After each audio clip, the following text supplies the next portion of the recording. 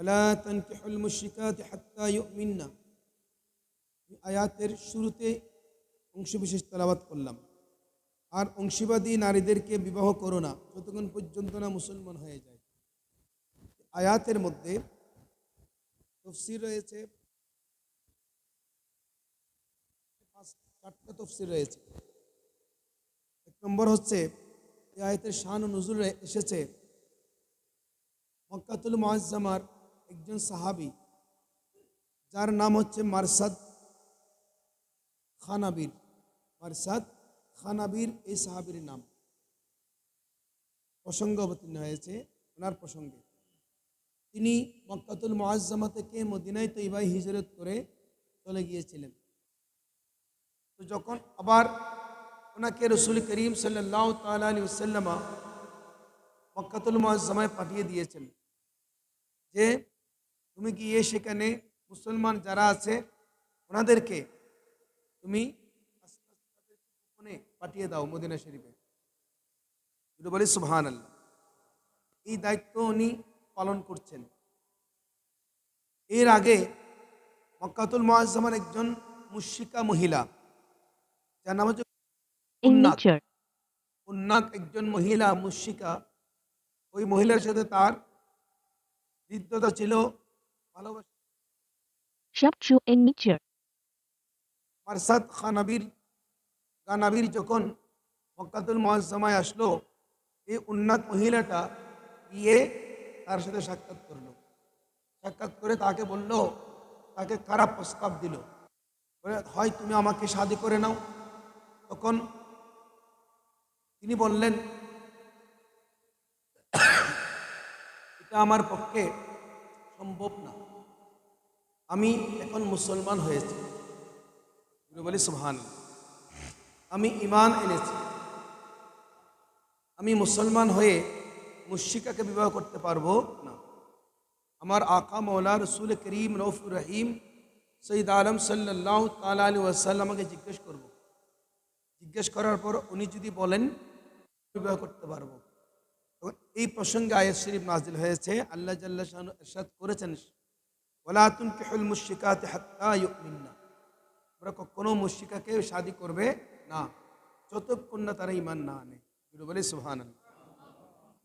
এই জন্যে কোনো মুশরিকা শাদী করা যাবে না, কোনো মুসলমান শাদী করতে পারবে না। শাদী করতে হয় তাকে মুসলমান বানিয়ে শাদী করতে। সম্মানিত হাজিরিন, সাথে সাথে মুশরিকা মানে হচ্ছে কাফির, সরাসরি কাফির।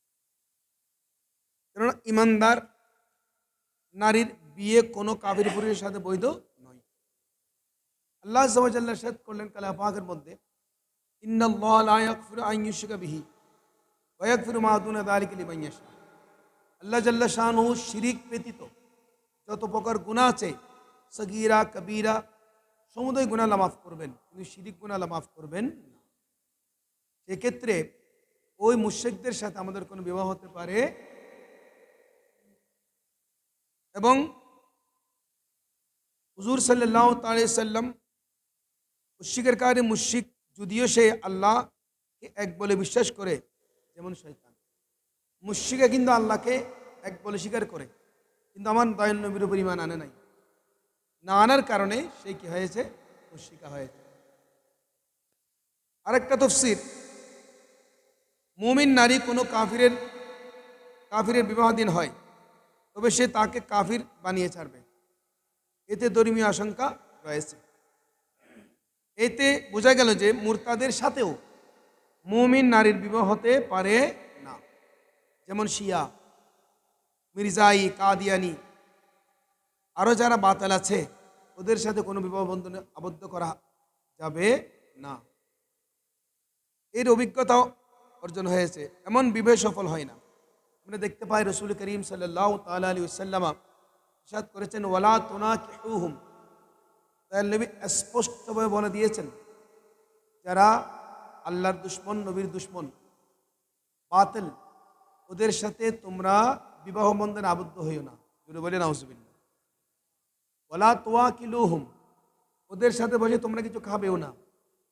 ওয়ালা তুশারিবুহুম, ওদের সাথে বসে তোমরা পানীয় পান করবে না।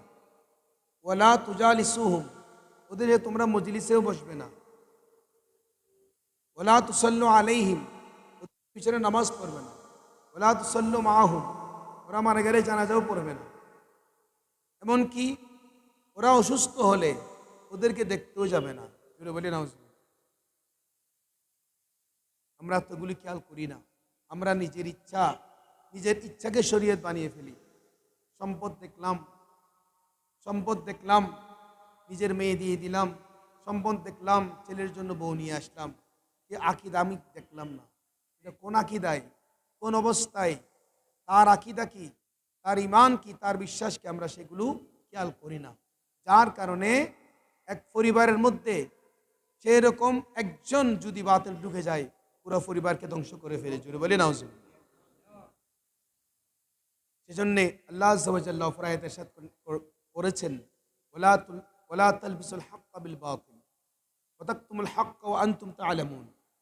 বান্দা, তোমরা হককে না হকের সাথে মিশ্রিত করো না। হক সেটা হক, বাতিল সেটা বাতিল, কখনো মিশ্রিত করা যাবে না।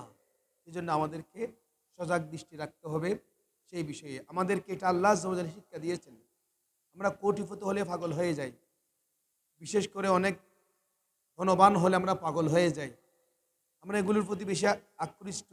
কিন্তু আমার আল্লাহ আযজা ওয়া জাল্লা আমাদের ক্লিয়ার করে দিয়েছেন কখনো বিবাহ করা যাবে না। আরেকটা আয়াত, বিশেষ করে এখানে কয়েকটা মাসালা এসেছে। এক, মুমিন ও কাফিরের মধ্যে কুফু বা বিবাহের উপযোগী সমতা নেই, যদিও নিকটাত্মীয় হয়। নিকটাত্মীয় হলেও কাফিরের সাথে কোনো বিবাহ বন্ধন আবদ্ধ করা যাবে না। দুই, যদি মুশরিক নারী কিতাবী হয়, মুশরিক নারী যদি কিতাবে হয় তবে তার সাথে মুসলিম পুরুষ বিয়ে করতে পারবে। কিতাব মানে যাদের উপর কিতাব নাজিল হয়েছে, আসমানি কিতাব এসেছে, ওদের সাথে মুসলিম পুরুষ শাদী করতে পারবে, কেননা কিতাবী নারীকে মুসলমান পুরুষ শাদী করা হালাল। তিন, মুশরিক পুরুষ যদি খ্রিস্টান হয়ে যায়, কোনো মুশরিক পুরুষ যদি খ্রিস্টান হয়ে যায় তবে তার সাথে মুসলিম নারী বিয়ে করা দুরুস্ত নয়। চার, কাফিরদের সঙ্গ মুসলমানদের জন্য বৈধ নয়, কারণ তারা দুযোগের দিকে আহ্বান করে। পাঁচ, আল্লাহ তাআলার বিধানে হাজার হাজার হিকমত রহস্য নিহিত থাকে, যদিও আমরা সে সম্পর্কে অবগত নই। তিনি আমাদেরকে জান্নাতের দিকে আহ্বান করেন। জুড়ে বলি সুবহানাল্লাহ। আল্লাহ জাল্লা শানুহু বান্দাদেরকে জান্নাতের দিকে আহ্বান করেন এবং বান্দাকে জান্নাতি বানানোর জন্য আল্লাহ আযজা ওয়া জাল্লা সবসময় খেয়াল করেন বান্দা জান্নাতি হোক, জাহান্নামী হোক, সেটা আল্লাহ চাই না। জুড়ে বলি সুবহানাল্লাহ। তারপরেও বান্দা এটা হয়ে যায়, কারণ আস-সুহবাতু মুতাআসসিরাতুন, আরবিতে একটা কথা আছে, সঙ্গ সঙ্গীকে প্রভাবিত করে। সেজন্যে সঙ্গের কারণে সেই জাহান্নামীদের সঙ্গের কারণে সেই জাহান্নামী হয়ে যায়। সেজন্যে জান্নাতীদের সঙ্গের কারণে ওই ব্যক্তি জাহান্নামী ওই জান্নাতি হয়ে যায়। এটা বলি সুবহানাল্লাহ। সম্মানিত হাজিরিন, 222 নম্বর আয়াতের মধ্যে আল্লাহ আযজা ওয়া জাল্লা ইরশাদ করলেন, ওয়ায়াসআলুনাকা আনিল মাহিদ কুল হুয়া আদান ফাতাজিলুন নিসা ফিল মাহিদ। হে হাবিব সাল্লাল্লাহু আলাইহি ওয়াসাল্লাম, আপনাকে লোকেরা জিজ্ঞাসা করছে রজস্রাবের বিধান, আপনি বলুন সেটা অসুচিতা, সুতরাং স্ত্রীদের নিকট পৃথক থাকো। মহিলারা যখন হায়েস অবস্থায় থাকে, এটা মহিলাদের একটা স্বাভাবিক অবস্থা, আল্লাহ আযজা ওয়া জাল্লার দেওয়া এটা কানুন সিস্টেম। মহিলাদের যখন হায়েস অবস্থায় থাকে তখন স্ত্রীদের সাথে যাওয়া কতটুকু বৈধ, এই বিষয় নিয়ে এখানে আলোচনা হয়েছে। মানে তাহাজিরিন, ওই সময় কোনো অবস্থাতেই স্ত্রীদের নিকট যাওয়া যাবে না, কারণ গেলে একত হারাম, ওই সময় সহবাস করা থাকাটা অবশ্যই হারাম। সেজন্যে এই সময়টাই ওনাদেরকে রেস্টে দিতে হবে, ওনাদেরকে ওই অবস্থায় ছেড়ে দিতে হবে। কোনো অবস্থাতে ওদের সাথে যাওয়া যাবে না। সর্বনিম্ন 3 দিন, সর্বশেষ 10 দিন, অন্তত 10 দিন ওনাদেরকে পরহেজ করতে হবে। বিশেষ করে এখানে আরও অনেক বিষয় এসেছে, এগুলো খুব গুরুত্বপূর্ণ বিষয়। সেজন্যে আল্লাহ আযজা ওয়া জাল্লা আমাদেরকে যে নিয়ামতটা দান করেছেন, স্ত্রী হচ্ছে জান্নাতি নিয়ামত, জান্নাতের নিয়ামত সেটা। তো নিয়ামতকে নিয়ামতের মতো করে আমাদের মূল্যায়ন করতে হবে। কারণ আমি যদি নিয়ামতকে যদি ইচ্ছামতো যদি অবমূল্যায়ন করি, তখন সেটা হবে আমার জন্য ক্ষতির কারণ হবে। সেজন্যে নিয়ামতকে সবসময় নিয়ামতের কদর করতে হবে, সেই বিষয়টা আমাদের মাইন্ডে রাখতে হবে। সম্মানিত হাজিরিন, 223 নম্বর আয়াতের মধ্যে আল্লাহ আযজা ওয়া জাল্লা ইরশাদ করেছেন, এই আয়াতের আরেক বিষয় আছে, হ্যাঁ, স্ত্রী যখন সুস্থ হবে, পবিত্র হবে, তখন ওনার সঙ্গ নেওয়া যাবে, ওনার সাথে থাকা যাবে, তখন অসুবিধা নেই। সেজন্যে স্ত্রীদেরকেও খেয়াল রাখতে হবে কোন সময় উনি সুস্থ হচ্ছেন, কোন সময় উনি পবিত্র হচ্ছেন। আর এই সময় তো নামাজ ওনার জন্য হারাম, ওই সময় উনি নামাজও পড়তে পারবেন না, স্বামীর সাথে থাকতেও পারবেন না। হ্যাঁ, সাথে থাকবে, কিন্তু ওনারা একসাথে সহবাস করবেন না, সুস্থ হলে তারপর পারবেন। মানে তো হাজরিন, 223 নম্বর আয়াতের মধ্যে আল্লাহ আযজা ওয়া জাল্লা ইরশাদ করলেন, নিসাউকুম হারথুল লাকুম ফাতু হারতাকুম আন্না শিতুম। তোমাদের স্ত্রীগণ তোমাদের জন্য খ্যাতস্বরূপ, অতএব তোমরা এসো আপন আপন খ্যাতসমূহে যেভাবে ইচ্ছা করো। এই বিষয়টার মধ্যে, আয়াতের মধ্যে আল্লাহ জাল্লা শানহু প্রায় 2টা তাফসীর রেখেছেন। এগুলোর মধ্যে বিশেষ করে সহবাস, যেটা আমরা হয় স্বাভাবিক জীবনে হয়, এই সহবাসের যে পদ্ধতি, যে নিয়ম, সেটা কেউ মানে না। বুখারী শরীফের মধ্যে এটা স্পষ্ট নিয়ম পদ্ধতি আছে এবং দোয়াও আছে। এই বিষয়গুলো আমাদের মাইন্ডে রাখতে হবে। উজু কালাম করে আমাদের এই সহবাসের মধ্যে যেতে হয়। সেই পদ্ধতিগুলো আমরা তরবিয়তে নেসাবের মধ্যে আমাদের দৈনন্দিন জীবনে একটা বিষয় আছে, পাঠ আছে, সেখানে সব বিস্তারিত মাসালাগুলো আছে, এগুলো আমরা খেয়াল করতে পারি। সম্মানিত হাজিরিন, কতগুলো বিষয় আছে, গুরুত্বপূর্ণ বিষয়, সেই বিষয়গুলো আমরা খেয়াল করব। সেজন্যে আল্লাহ আযজা ওয়া জাল্লা আমাদের স্ত্রীদেরকে প্রত্যেক বান্দার জন্য দিয়েছেন, এবং সেই স্ত্রীর মাধ্যমে আল্লাহ আযজা ওয়া জাল্লা আমাদের জীবনকে সুন্দর করে গঠন করার জন্যে সুযোগ করে দিয়েছেন। সেই সুযোগটা আমাদেরকে কাজে লাগাতে হবে, এবং বিশেষ করে আল্লাহ আযজা ওয়া জাল্লার নিয়ামতের কদর করতে হবে, শুকরিয়া আদায় করতে হবে। সেজন্যে আমরা বিসমিল্লাহ সহকারে প্রতিটা কার্যক্রম শুরু করতে হবে ওই সময়। সেজন্যে আমরা এই যুগে বর্তমান আমরা দেখি, অনলাইনে বলেন, বিভিন্ন মিডিয়াতে বলেন, আমরা বিভিন্ন মেডিসিন, বিভিন্ন ওষুধের প্রসার আমরা দেখতে পাচ্ছি। আউযুবিল্লাহি মিন যালিক। একজন মুসলমানের জন্য, ইমানদারের জন্য এই বিষয়গুলো কোনো প্রয়োজন নেই। কারণ উনি যদি নিজেকে সংযত রাখেন, তাহলে ওনার জন্য কিছুই লাগবে না, কোনো ওষুধের, কোনো মেডিসিনের প্রয়োজন নেই। এখন কিন্তু সেই দিকে আমরা ধাবিত হচ্ছি। এই বিষয় থেকে আমাদেরকে অবশ্যই দূরে থাকতে হবে। সম্মানিত হাজিরিন, এজন্যে আল্লাহ আযজা ওয়া জাল্লার শুকরিয়ার মাধ্যমে আমাদের কার্যক্রম শুরু করতে হবে। 224 নম্বর আয়াতের মধ্যে আল্লাহ আযজা ওয়া জাল্লা ইরশাদ করেছেন, ওয়ালা তাজআলুল্লাহা উরদাতান লিআইমানিকুম আন তাবাররাউ ওয়া তাত্তাকু ওয়া তুসলিহু বাইনান নাস ওয়াল্লাহু সামিউন আলিম। আল্লাহকে তোমাদের শপথগুলোর এই মর্মে নিশানা অজুহাত বানিয়ে নিও না, যে সৎকর্ম পরহেজগারী এবং মানুষের মধ্যে শান্তি স্থাপন না করার শপথ করে নেবে। আল্লাহ শ্রোতা এবং জ্ঞাতা। এই আয়াতের মধ্যে 2টা তাফসীর রয়েছে। একটা তাফসীর হচ্ছে হযরত আব্দুল্লাহ ইবনে রাওয়াহা রাদিয়াল্লাহু তাআলা আনহু, জলিল কদর সাহাবী। তিনি তার ভগ্নিপতি নোমান ইবনে বশিরের সাথে কথা বলবেন, না তার ঘরে যাবেন, না তার বিরোধীদের সাথেও তিনি সন্ধি করাবেন। এর জবাবে আয়াত শরীফ অবতীর্ণ হয়েছে। জুড়ে বলি সুবহানাল্লাহ। আমরা অনেকে শপথ করি, আমি তোমার ঘরে যাব না, আমি তোমাদের সাথে সম্পর্ক রাখবো না, তোমার অনুষ্ঠানে যাব না, তোমার ঘরে আমি কখনো যাব না, একটা শপথ করে বসে। এই বিষয়ে এখানে আয়াত নাজিল হয়েছে। এখানে কয়েকটা মাসালা এসেছে। এই মাসালার মধ্যে একটি মাসালা হচ্ছে, শপথ বেশি করা ভালো নয়। শপথ বেশি করা ভালো নয়। 2 নম্বর হচ্ছে, যদি ভালো কাজ করবে না মর্মে শপথ করে, তবে তা ভেঙে ফেলবে। কেউ যদি আমি ভালো কাজ করবো না কেউ শপথ করে ফেলে, ওই শপথ ভেঙে ফেলতে হবে, তারপর কাফারা দিতে হবে। আরেকটা তফসির হচ্ছে, এবং এটার মধ্যে কয়েকটা মাসালা এসেছে। 1 নম্বর, শপথ বেশি করা নিষিদ্ধ। শপথ বেশি করা নিষিদ্ধ। বেশি শপথ করলে রিজিক ও জীবিকা হ্রাস পায়, রিজিক কমে যায়। কথায় কথা অনেক মানুষ শপথ করে, এগুলো ওদের রিজিক কমে যায়। শপথগুলোকে পাপাচার করার অথবা অসৎকর্ম না করার বাহানা বানানো উচিত নয়। অর্থাৎ কথা বলা, আমি নামাজ কিভাবে পড়ব, আমি তো না পড়ার শপথ করেছি, জোরে বলি নাউজুবিল্লাহ। শপথ করেছেন আমি নামাজ পড়ব না। অনেকেই নিজের শাশুড়ি স্ত্রীকে, নিজের বউকে বলছেন, বউ নামাজি, নামাজ পড়ছে, এখন শাশুড়ি বলছে যে তুমি নামাজে দেখাচ্ছ কাজ না করে, কাজটা শেষ করো, কাজ করছো না কেন?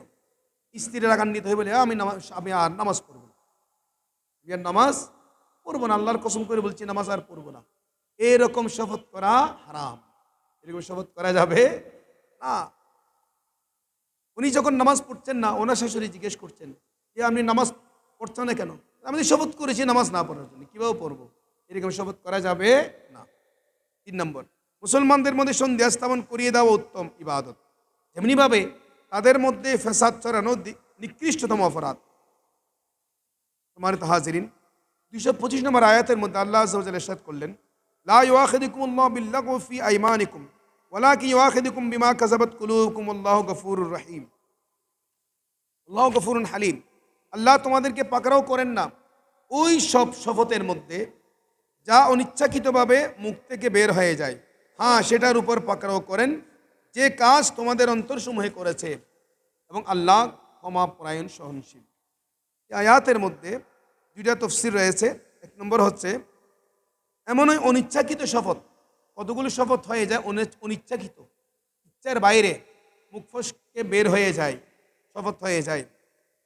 এই শপথকে ইয়ামিনে লাগ, অনর্থক শপথ বলে। এতে না কাফারা দিতে হয়, না কোনো গুনাহ বর্তায়, কাফারাও হবে না, গুনাহও হবে না, ভুলবশত শপথ। আর যদি বিগত কোনো বিষয়ের উপর মিথ্যা শপথ করে তবে তাতে গুনাহ হয়, কাফারা নেই। এমন শপথকে ইয়ামিনে গুমস বলা হয়। যদি ভবিষ্যতে কোনো কাজ করার জন্য শপথ করে তা ভঙ্গ করে তবে তোর জন্য কাফারা দিতে হবে।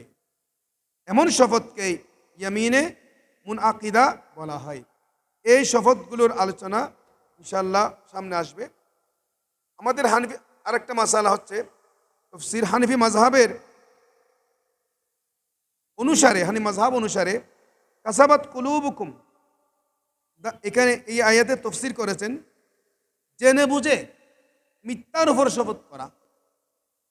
যদি কোনো ঘটনার উপর সেটাকে সত্য জেনে শপথ করে কিন্তু বাস্তবে তা ভুল প্রমাণিত হয় তবে এটা হবে অনর্থক শপথ, যার উপর গুনাহ নেই।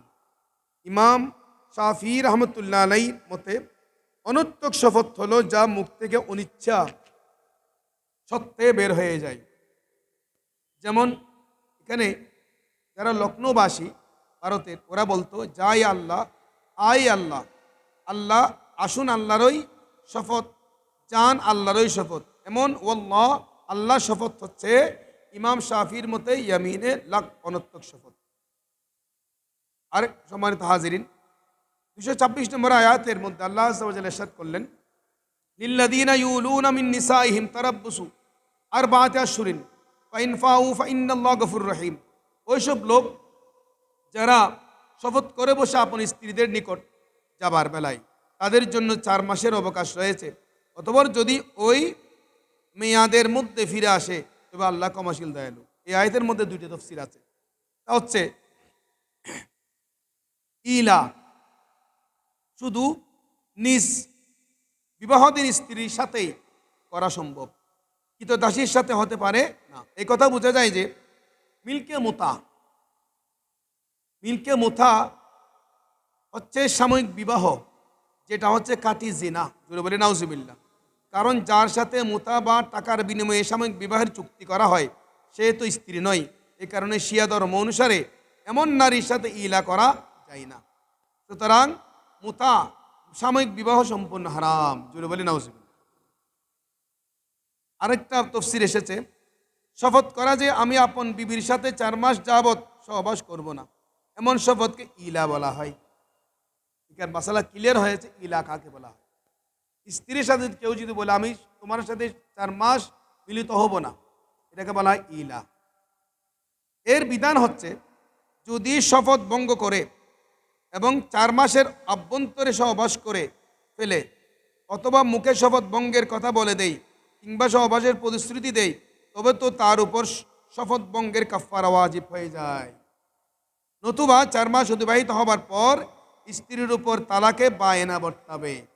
এই আয়াতে এটা বিবরণ রয়েছে। আমার তাহাজিরিন, 227 নম্বর আয়াতে আল্লাহ আজ্জা ওয়া জাল্লা ইরশাদ করলেন, ওয়াইন আযামুত তালাক ফাইন্নাল্লাহ সামিউন আলিম। যদি ছেড়ে দেওয়ার ইচ্ছা পাকাপুক্ত করে নেই, তবে আল্লাহ শ্রোতা এবং জ্ঞাতা। এই আয়াতের মধ্যে একটি তফসির রয়েছে, সেটা হচ্ছে, যদি ইলার ক্ষেত্রে স্বামী 4 মাস পর্যন্ত তা প্রত্যাহার না করে, তবে তালাক বর্তাবে, তালাক হয়ে যাবে, কিন্তু বিবাহ বাতিল হবে না। তালাক হয়ে যাবে কিন্তু বিবাহ বাতিল হবে না। এই কারণে এরপর অন্য তালাকও বর্তাতে পারবে, এরপর আর অন্য তালাক দেওয়া যাবে। আমার তাহাজিরিন, 228 নম্বর আয়াতের মধ্যে আল্লাহ আযজা ওয়া জাল্লা ইরশাদ করলেন, ওয়াল মুতালাক্কাতু ইয়াতারাব্বাসনা বিআনফুসিহিন্না সালাসাতা কুরুইন। এবং তালাকপ্রাপ্তরা আপন আত্মাগুলোকে সংযত করবে 3 রজস্রাব পর্যন্ত। যারা তালাকপ্রাপ্তা, ওনারা 3 তালাক পর্যন্ত, 3 তুহুর পর্যন্ত ওনারা অবস্থান করবে।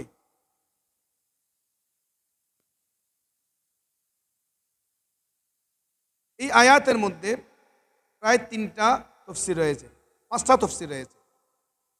তা হচ্ছে, বালেগা নারী নিজের বেলায় ইখতিয়ার প্রাপ্ত। যারা বালেগা মহিলা, ওনারা হচ্ছে নিজের বেলায় নিজের দিকে ওনাদের ইখতিয়ার রয়েছে। কোনো অভিভাবক তার জোর করার অধিকার রাখে না, কেননা এখানে বিবাহ রুখে রাখার নির্দেশ খোদ নারীদেরকে দেওয়া হয়েছে। এটা বলা হয়নি যে হে অভিভাবকরা তোমরা তাদেরকে রুখে রাখো। মাসালা, তালাকের ক্ষেত্রে ইদ্দত ওই নারীর উপর ওয়াজিব হয়ে হবে যার সাথে বিশুদ্ধ নির্জনতা, এমন স্থানে 2 জন একত্রিত হওয়া যেখানে সহবাসের জন্য কোনো শরীয়ত সম্মত বাধা থাকে না, কিংবা সহবাস হয়েছে, নতুবা নয়। কোরআন কারীমের অন্যত্র এমন ইরশাদ হয়েছে। আরেকটা তফসির মধ্যে যে এখানে মাসালা এসেছে, ইদ্দত সম্পন্না নারীর উচিত যেন নিজের গর্বের কথা বা হায়েস ঋতুস্রাবের কথা গোপন না করে।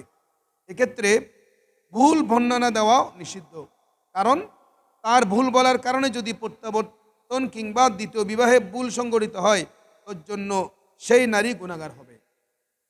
2, ইদ্দত গর্ভধারণ ইত্যাদি সংক্রান্ত বিষয়ে শুধু নারীর কথা বিবেচনা গ্রহণযোগ্য। যেমন যদি স্বামী বলে যে এখনও ইদ্দত অতিবাহিত হয়নি, কিন্তু স্ত্রী বলে যে অতিবাহিত হয়ে গেছে, আর সময়ও এতটুকু অতিবাহিত হয়ে গেছে যে তাতে ইদ্দত অতিবাহিত হতে পারে, তবে স্ত্রীর কথাই মেনে নিতে হবে। আরেকটা তফসির এসেছে, এই থেকে প্রতীয়মান হয় যে তালাকে রজি প্রত্যাবর্তনযোগ্য তালাক ও পুনর্বার বিবাহ আকদের প্রয়োজন হয় না, শুধু প্রত্যাবর্তনে যথেষ্ট। তালাকে রজিতে স্ত্রীর সম্মতির প্রয়োজন নেই, শুধু স্বামীর প্রত্যাবর্তনে যথেষ্ট। অবশ্য নির্যাতনের উদ্দেশ্যে প্রত্যাবর্তন করা অত্যন্ত গর্হিত কাজ, বরং ঝগড়া মিটানোর জন্য প্রত্যাবর্তন করা উচিত। থেকে কয়েকটা মাসালা এসেছে, যে একটি হচ্ছে স্ত্রীর উপর স্বামীর সেবার কর্তব্য রয়েছে, আর স্ত্রীর প্রতি স্বামীর কর্তব্য হচ্ছে তার ভরণ পোষণ। 2, স্বীয় কৃতদাসীর সাথে বিবাহ করা বৈধ নয়, কেননা স্ত্রীর প্রতি স্বামীর উপর আইনগত অধিকার রয়েছে, কিন্তু কৃতদাসীর কোনো অধিকার মুনিবের উপর নেই। কাজেই স্ত্রীত্ব ও কৃতদাসিত্ব একত্রিত হতে পারে না। মানে হাজরিন, আরেকটা তফসির হচ্ছে, যারা স্বামী ও স্ত্রীর সমান অধিকারের কথা বলে তারা মিথ্যা, কেননা বস্তুত পুরুষ নারী অপেক্ষা উত্তম, পুরুষের অধিকার বেশি, কেননা স্ত্রীর ভরণ পোষণের ব্যয়ভার ও মোহর প্রদানের দায়িত্ব পুরুষের উপর বর্তায়, সুতরাং তার অধিকারও বেশি হয়। ন্যায় বিচারের দাবি তো এটাই। সম্মানিত হাজরিন, 229 নম্বর আয়াতের মধ্যে আল্লাহ আযজা ওয়া জাল্লা ইরশাদ করেন, আত-তালাকু মাররাতান ফাইমসাকুম বিমারুফিন আও তাসরিহুম বিইহসান। তালাক 2 বার পর্যন্ত, অতঃপর উত্তম পন্থায় রেখে দেওয়া অথবা সদয়ভাবে মুক্ত করে দেওয়া। এই আয়াতের মধ্যে প্রায় বেশ কয়েকটি তফসির রয়েছে। তা হচ্ছে তালাকে রজি যাতে ইদ্যতের অভ্যন্তরে পুরুষের জন্য পুনঃগ্রহণের অধিকার থাকে। তালাকে রজি দিলে এটা আবার স্বামী আনতে পারে। এই ধরনের তালাক দুটি। এক নম্বর, তালাক এরশাদ করে এই দিকে ইঙ্গিত করেছেন যে তালাকে রজি প্রত্যাবর্তনযোগ্য তালাক সরি, যেটা একেবারে সহজভাবে সুস্পষ্টভাবে তালাক বুঝায় এমন শব্দের প্রয়োগ দ্বারা সংগঠিত হয়। আর তালাকে কিনায়া ইঙ্গিত সূচক শব্দ দ্বারা সংগঠিত তালাক অধিকাংশ বা এনা বিচ্ছিন্নকারী বা সহজে প্রত্যাবর্তনযোগ্য তালাক হয়ে থাকে, যার কারণে দ্বিতীয় বিবাহ বা আগ্ধ করতে হয়। আরেকটা তফসির, উত্তম পন্থায় রুখে রাখা হচ্ছে যে ইদ্যৎকালের অভ্যন্তরে প্রত্যাবর্তন করবে, তাও কিন্তু সহ অবস্থানের জন্যই করবে, ক্ষতিগ্রস্ত করার জন্য নয়। আর উত্তম পন্থায় ছেড়ে দেওয়া হচ্ছে এমনই যেই তৃতীয় তালাক দিয়ে থাকে মোগাল্লাজা চূড়ান্তভাবে বিচ্ছিন্ন করে দেবে। এর আলোচনা সামনে আসছে। আরেকটা ইদ্যত অতিবাহিত হতে দেওয়া, প্রত্যাবর্তন না করা, যাতে তা তালাকে বা এনা পরিণত হয়ে যায়। তোমার হাজিরিন, আরেকটা তফসির, সেটা হচ্ছে যে স্বামী ও স্ত্রী কর্তৃক একে অপরকে প্রদত্ত দান ফেরত নিতে বা প্রত্যাহার করতে পারে না। বিবাহ বন্ধনই এই প্রত্যাহারের জন্য চূড়ান্ত অন্তরায়।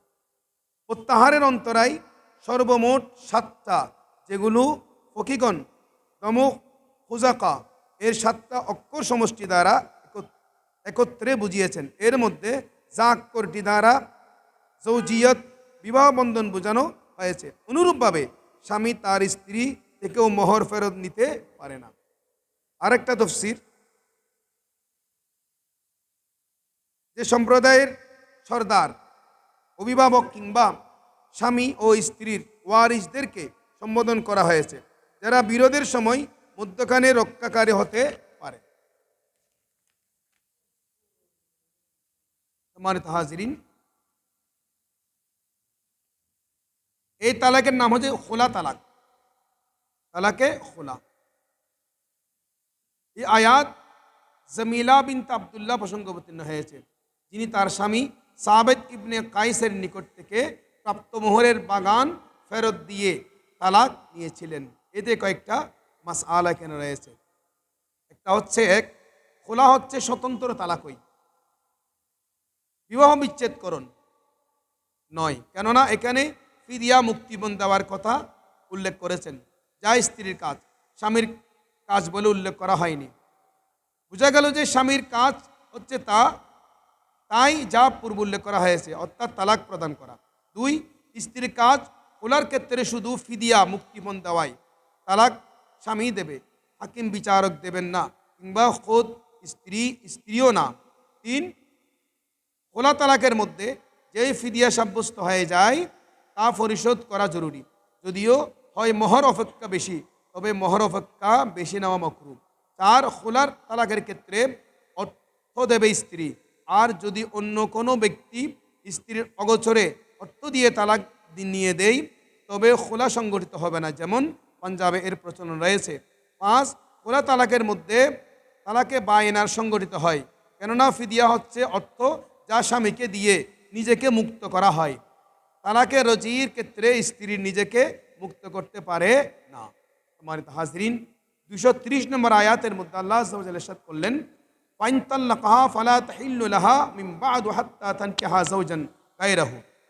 অতঃপর যদি তাকে তৃতীয় তালাক প্রদান করে তবে তখন সেই স্ত্রী তার জন্য হালাল হবে না যতক্ষণ না অন্য স্বামীর নিকট থাকবে।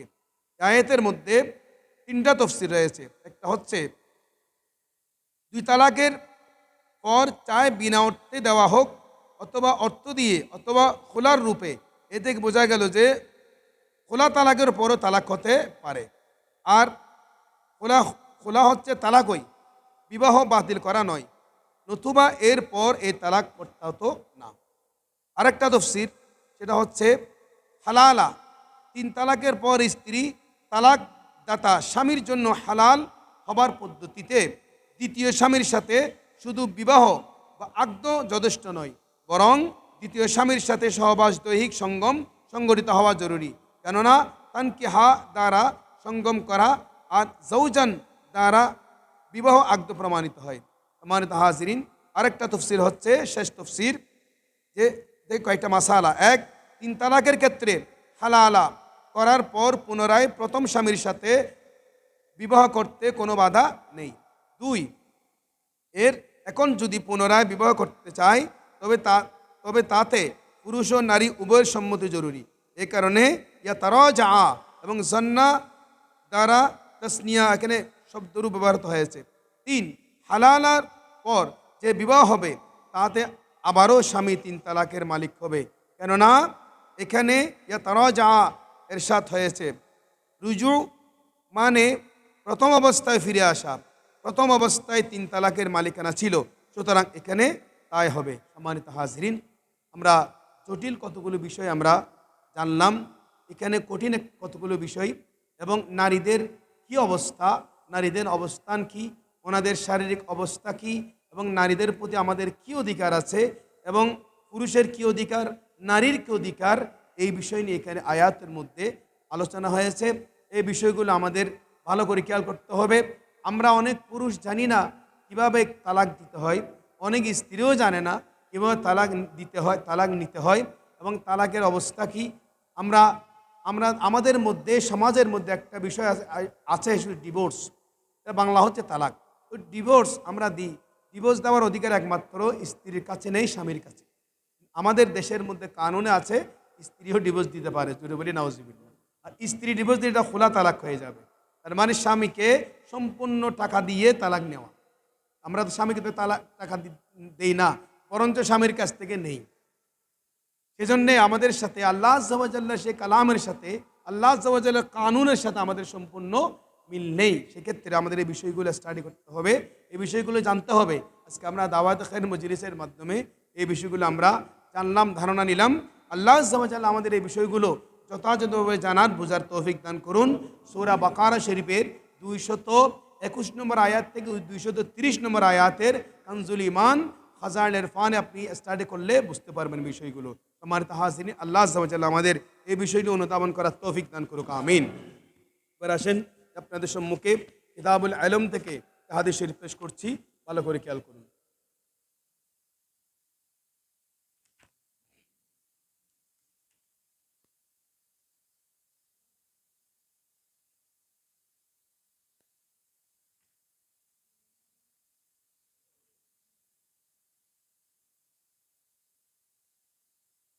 আন আয়েশা রাদিয়াল্লাহু তাআলা আনহা, হযরত উম্মুল মুমিনিন আয়েশা সিদ্দিকা রাদিয়াল্লাহু তাআলা আনহা থেকে বর্ণিত হাদিস, قال তিনি বলেন, সামিউতু রাসূলুল্লাহ সাল্লাল্লাহু আলাইহি ওয়াসাল্লাম, আমি রাসূল করিম সাল্লাল্লাহু তাআলা আলাইহি ওয়াসাল্লামকে বলতে শুনেছি, ইয়াকুল, ইন্নাল্লাহ, নিশ্চয় আল্লাহ আজ্জা ওয়া জাল্লা, আওহা, আমাকে ওহী করেছেন, ইলাইয়া, আমার দিকে ওহী করেছেন, আন্নাহু, যে নিশ্চয় যে, মান সালাকা মাসলাকান ফি তালাবিল ইলম, যে ব্যক্তি এলম অন্বেষণ করার জন্যে, এলমের সন্ধানে একটি পথ অতিক্রম করেছে, সাহালতু লাহু তারিকাল জান্নাহ, আমি বেহেশতে একটি রাস্তা তার জন্য সহজ করে দেব। যদি বলি সুবহানাল্লাহ। এলম অর্জন করার জন্য একটা পথ অতিক্রম করেছে, তার জন্য জান্নাতের একটি পথ সহজ করে দেব। সুবহানাল্লাহ।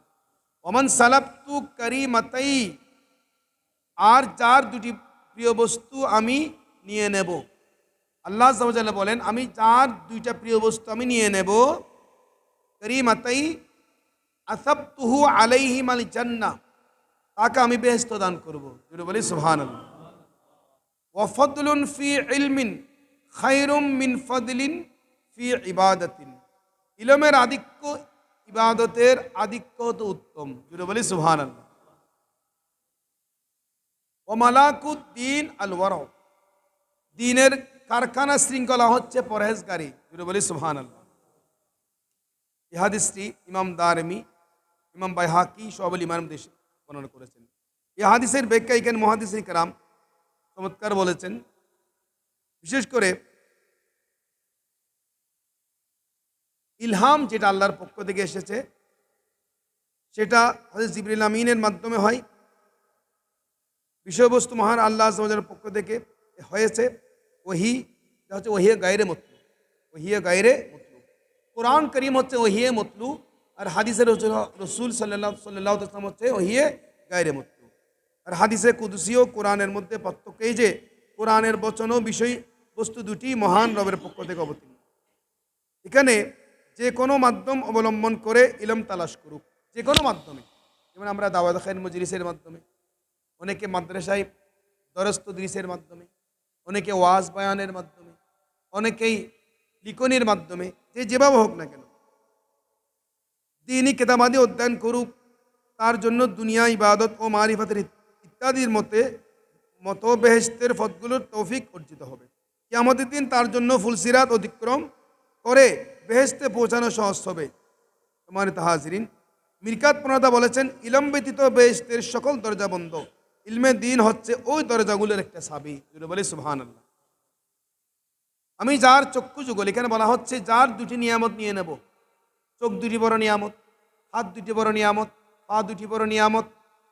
এই যে আল্লাহ আযজা ওয়া জাল্লা যার দুটি চোখ নিয়ে নেবেন, চোখ অকজ হয়ে যাবে, অন্ধ হয়ে যাবে, ওই ব্যক্তি এই অন্ধের উপর ধৈর্যশীল হবে, আল্লাহ আযজা ওয়া জাল্লা কৃতজ্ঞতা প্রকাশ করবে, তাহলে তার ধৈর্যের বিনিময়ে তার বেহেশত অর্জিত হবে। জুড়ে বলি সুবহানাল্লাহ।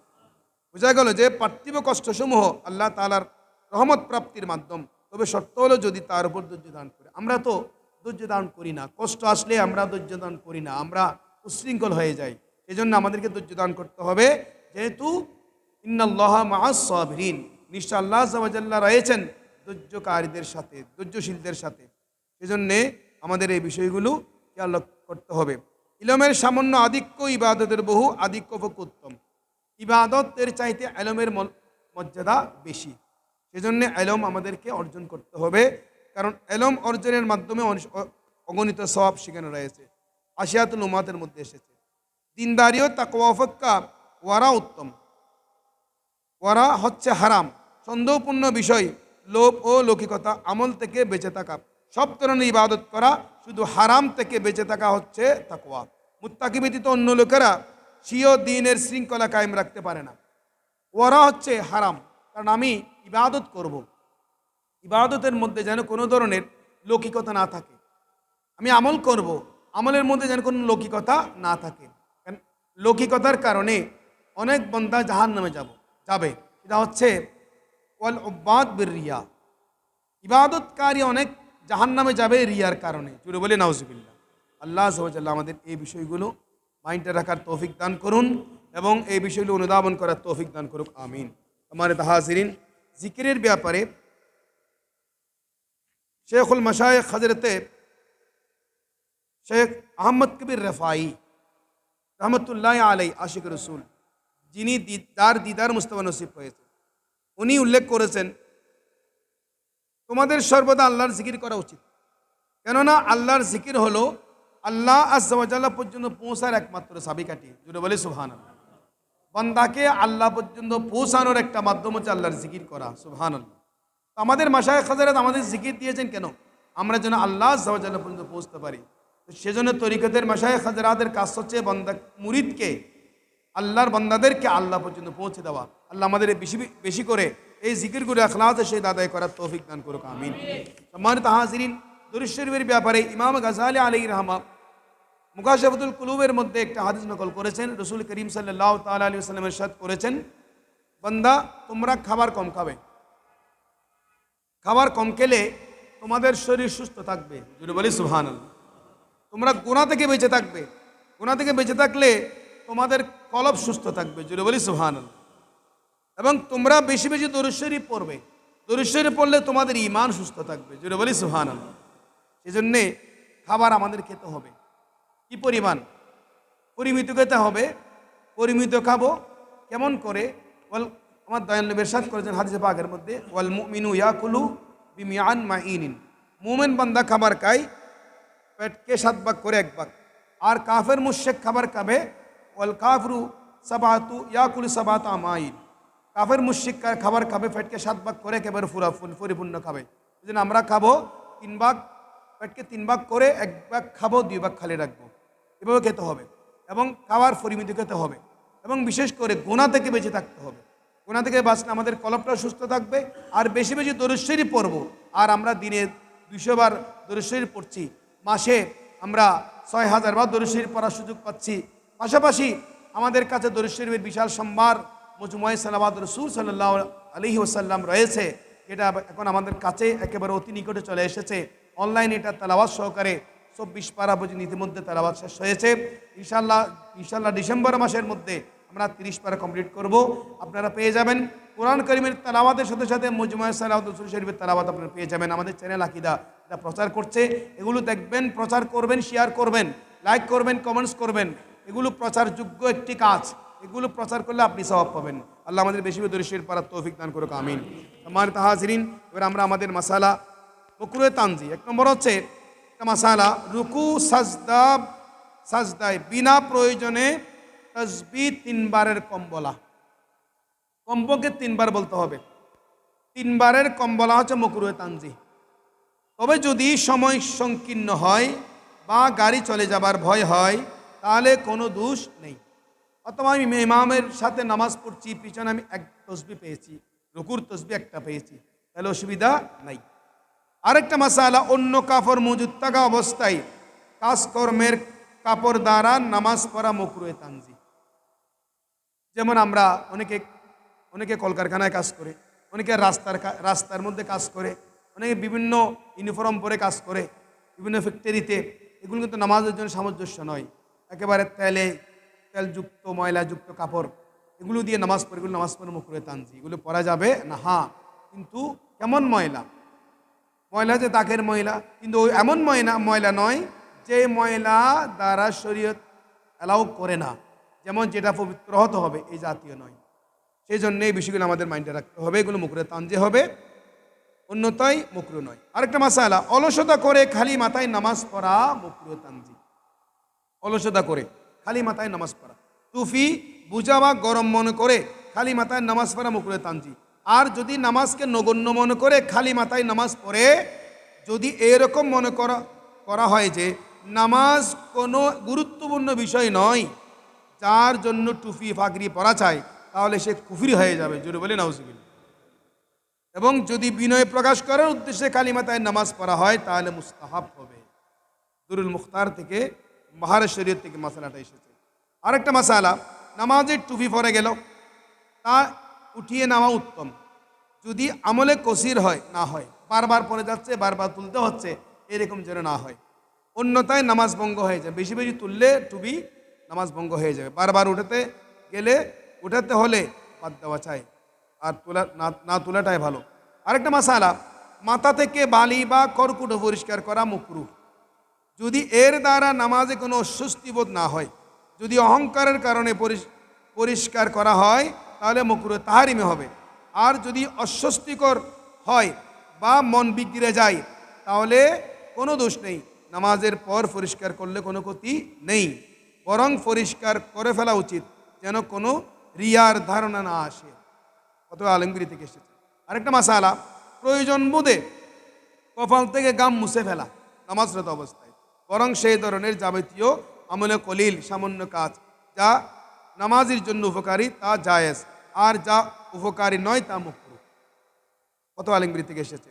নামাজের নাক দিয়ে পানি বের হলে তা মাটিতে পড়া থেকে মুছে ফেলা উত্তম, আর যদি মসজিদে হয় তাহলে মুছে ফেলা আবশ্যক যেন মসজিদে পতিত না হয়। ফত আলমগীর। আরেকটা মাসালা, নামাজে বিনা কারণে 4 জানু হয়ে বসা মাকরুহ, তবে কোনো উজর থাকলে ক্ষতি নেই। অবশ্যই নামাজ ছাড়া অন্য কোনো সময়ও এরকম বসলে কোনো ক্ষতি নেই। দুরুল মুখতার থেকে এসেছে। আরেকটা মাসালা, সাজদায় যাওয়ার সময় হাঁটুর আগে হাত রাখা। হাঁটু যাওয়ার আগে হাত রেখেছেন, সাজদা থেকে উঠার সময় বিনা কারণে হাতের আগে ফা উঠানো মাকরুহ। হাত আগে যদি ফা উঠিয়ে ফেলেন মাকরুহ। আরেকটা মাসালা, রুকুতে মাথা ফিট থেকে উপরে বা নিচে রাখা মাকরুহ। আরেকটা মাসালা, ওঠার সময় আগে পরে পা উঠানো মাকরুহ।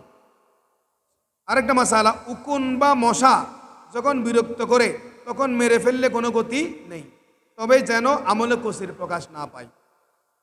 আরেকটা মাসালা, মসজিদের ছাদে নামাজ পড়া মাকরুহ, তবে ভিতরে জায়গা খালি না থাকলে পড়া যাবে। আরেকটা মাসালা, কোনো ব্যক্তি দাঁড়িয়ে বা বসে কথা বলছে, যদি তার কথা দ্বারা মনে পরিবর্তন না আসে তাহলে তার পেছনে নামাজ পড়া মকরু নয়। আরেকটা মাসালা, বিনা কারণে হাত দ্বারা মাসি মশা তাড়ানো মকরু। যেসব জিনিস মন আকর্ষণ করে সেগুলোর সামনে নামাজ মকরু। আরেকটা মাসালা, নামাজের জন্য দৌড়ানো মকরু। আমার তাহাজিরিন, গুলো রুদ্দুল মুখতার থেকে এসেছে, আমরা এই মাসালাগুলো জানলাম। এই বিষয়ে যদি আপনাদের কারো কোনো প্রশ্ন থেকে আপনারা করতে পারেন। কারো কোনো প্রশ্ন আছে কিনা? কারো কোনো প্রশ্ন আছে কিনা?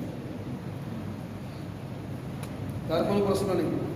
اللهم امين. الحمد لله رب العالمين والعاقبة للمتقين والصلاة والسلام على النبي الكريم وعلى آله وأصحابه أجمعين. হে আল্লাহ, আজকে আমরা যা আলোচনা করলাম আমল করার তৌফিক দান করুন, আমাদের প্রত্যেকের সুস্থতার হায়াত দান করুন, আমাদের সকলকে জটিল কোন রোগ থেকে সেবা দান করুন, আমাদের জীবনের সমস্ত গুনাহ মাফ করে দিন, প্রত্যেকের হাজাত পূর্ণ করে দিন।